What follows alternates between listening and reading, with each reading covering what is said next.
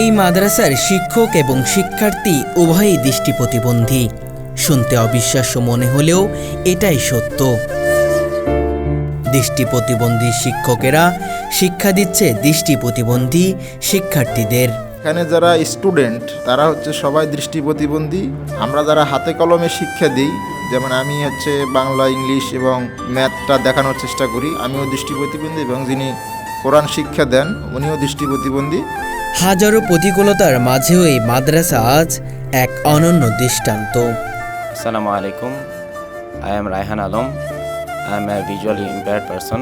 I study in Hifz group at Abdullah ibn Maktoum Blind Madrasa.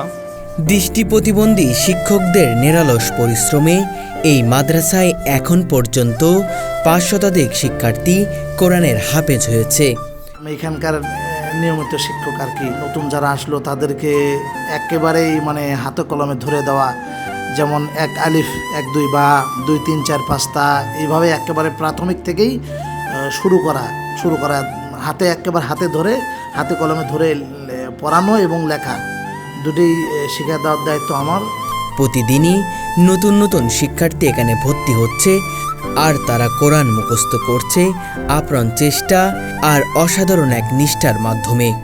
Muhammad সাল্লাল্লাহু আলাইহি সাল্লাম আমাদের প্রিয় নবী।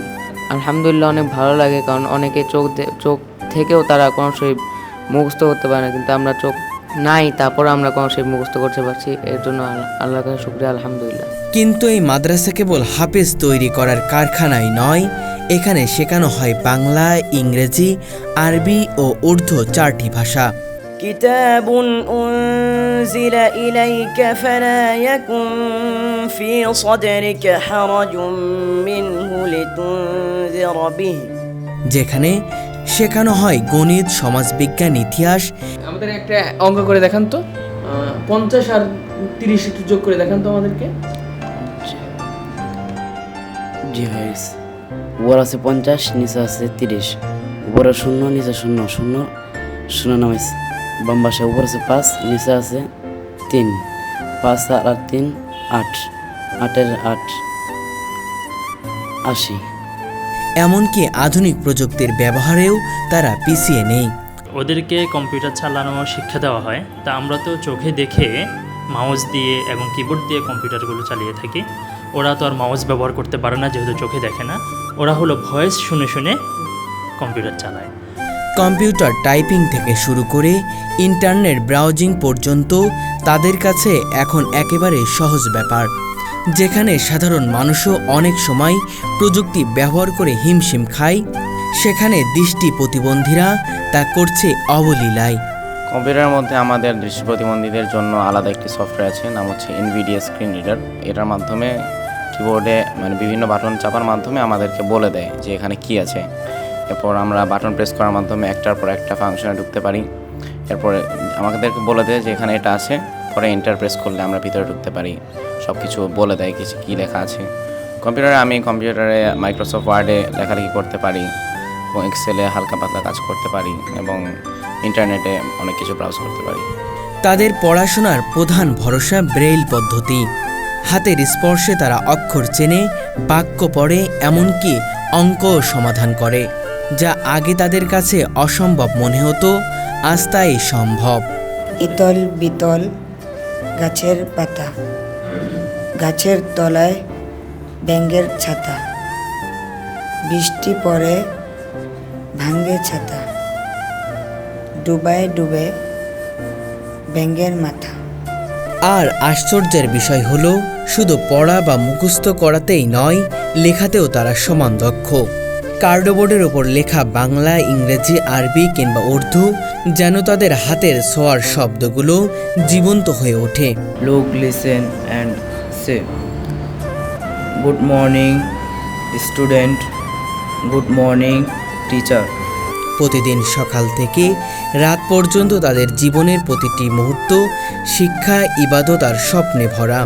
প্রথমে আমি যখন মাদ্রাসায় আসি তখন এই ব্রেইল আস্তে আস্তে নিজের আয়ত্তে আনি, তারপর হেফজখানা যাই, নাজারাপুর হেফজখানা যাই। এখন আমার 25 পারা চলে। কত মানুষ আছে যারা চোখে দেখেও কোরআন মুখস্থ করতে পারি না। আমি অন্ধ হিসেবে যে আল্লাহ আমাকে কোরআন মুখস্থ করার তৌফিক দান করেছে, সেই জন্য আল্লাহর দরবারে অনেক শুকরিয়া আদায় করি।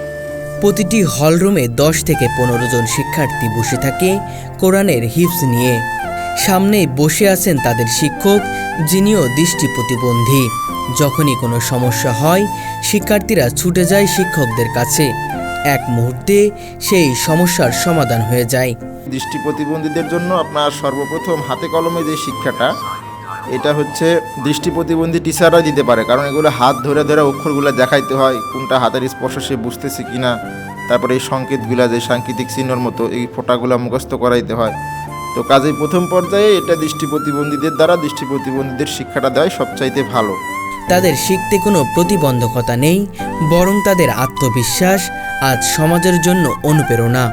আসসালামু আলাইকুম, ইসমি ফাহিমুন, আনা তিলমিদুল মাদ্রাসাতি, ইসমুল মাদ্রাসাতি আব্দুল্লাহ ইবনে উম্মে মাকতুম রাদিয়াল্লাহু তাআলা আনহু। আরও হৃদয়স্পর্শী এক দৃশ্য হলো, নামাজের সময় হলেই শিক্ষক ও শিক্ষার্থীরা সবাই একসাথে কাতারে দাঁড়িয়ে নামাজ আদায় করে।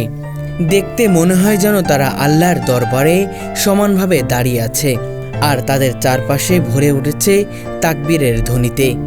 এই মাদ্রাসায় শুধু শিক্ষা নয়, রয়েছে সুস্থ সুন্দর আবাসিক পরিবেশ, খাবারের মানও উন্নত, স্বাস্থ্যকর।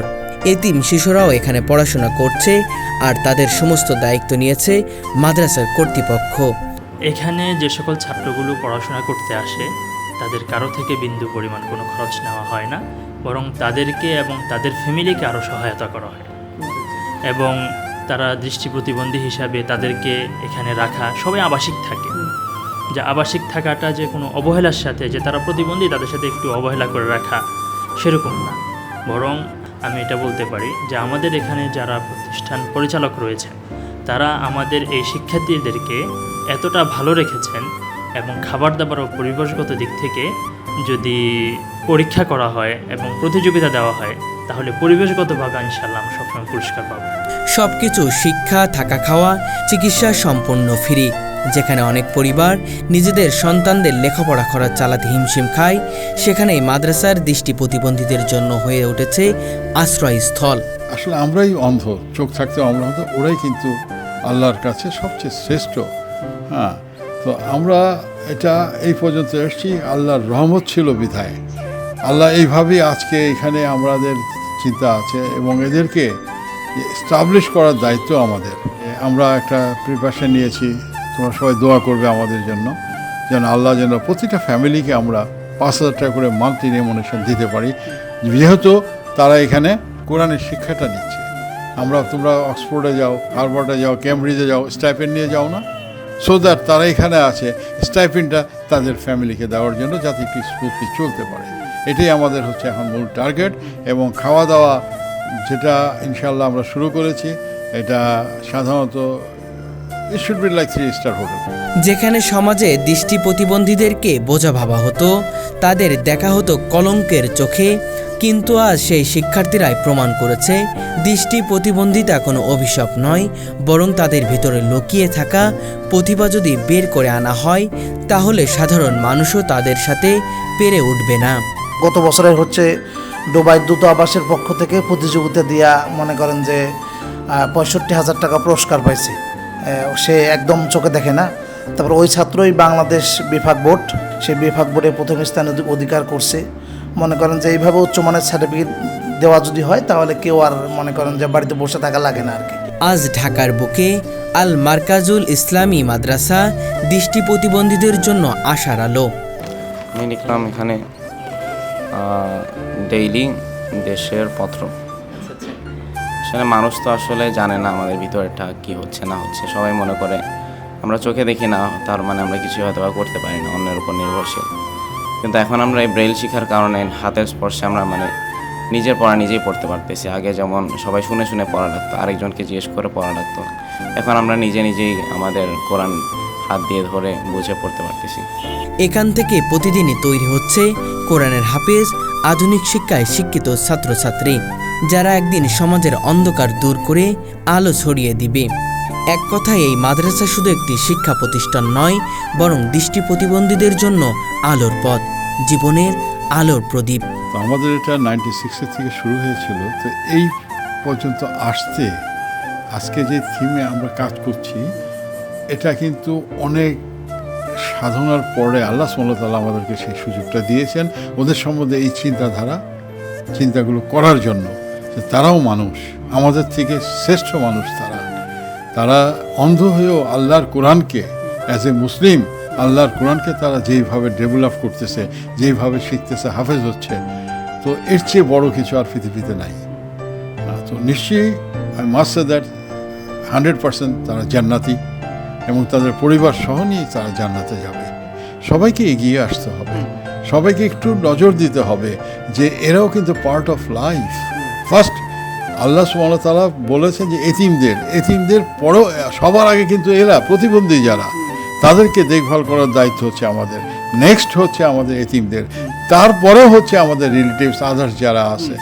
হ্যাঁ, কিন্তু আমরা সেই সুযোগ আমাদেরকে আল্লাহ দেখ, সবাইকে হেদায়েত দান করুক, আমাকে বেশি বেশি করুক, সেই থিম নিয়ে আমরা এগুচ্ছি। আল্লাহ যেন সেই দোয়া করবে, তোমরা সবাই সবার জন্য দোয়া করবে, আল্লাহ পৃথিবীতে সবাইকে হেদায়েত দান করুক এবং হেফাজত রাখুক।